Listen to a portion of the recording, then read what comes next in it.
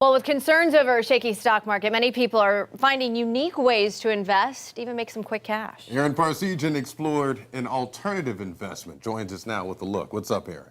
Good morning. Yeah, watch is no longer just something you wear to tell the time. Baseball cards aren't just for little kids. Hobbies and pastimes are fast becoming a money-making opportunity, and since the start of the pandemic, these things have exploded in popularity.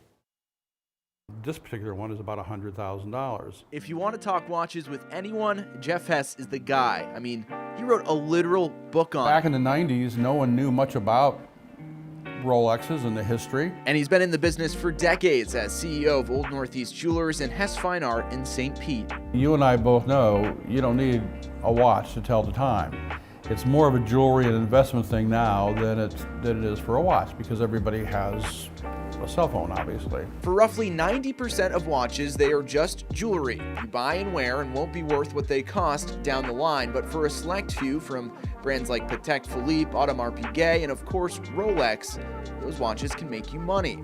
Business Insider reports Rolex watches have outperformed stocks, gold, and real estate in the past 10 years. Some people are buying vintage watches low and selling high. Others are investing in them like artwork. Watches are a perfect combination of science and art. A lot of the vintage, old artistic items are bringing fabulous amounts of money today.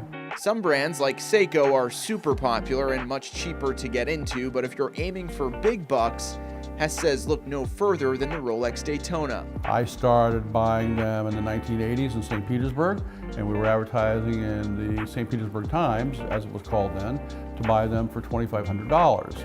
We were selling them for $3,500, a nice, quick, modest profit.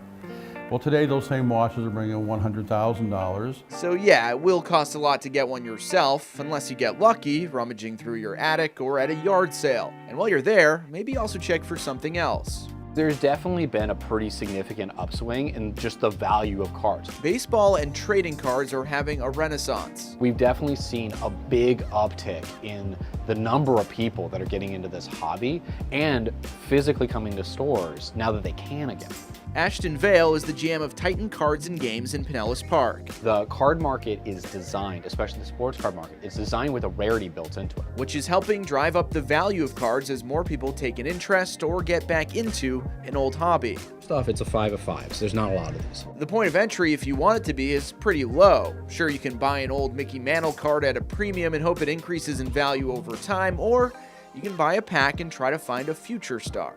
You only need to pay $1 per pack. And if you hit the autograph out of it, that's what, anywhere from $100 to $200 minimum? Like, that's pretty good.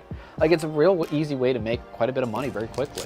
So I bought my first pack in probably a decade or two, and luck was on my side. #1 overall pick for the Orlando Magic.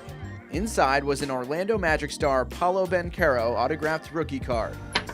This one I'm holding on to. That is cool. Look, lucky you. Look at it right here. I got it right Do you know how much here. it's worth then?